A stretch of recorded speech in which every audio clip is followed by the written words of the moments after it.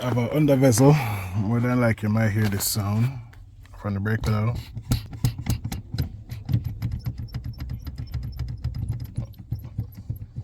Like a pass whole car. Most time it's the brake light switch.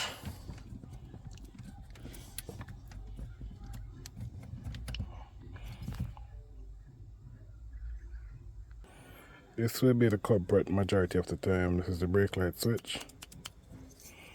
It just needs a little grease inside.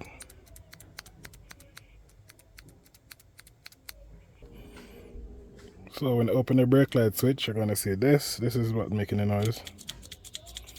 There's absolutely no grease.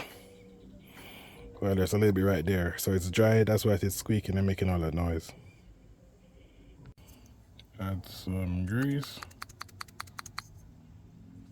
Let's fit it back and see how it sounds. After reinstalling it, listen to the difference. No more squeaking, and here is where the switch is located.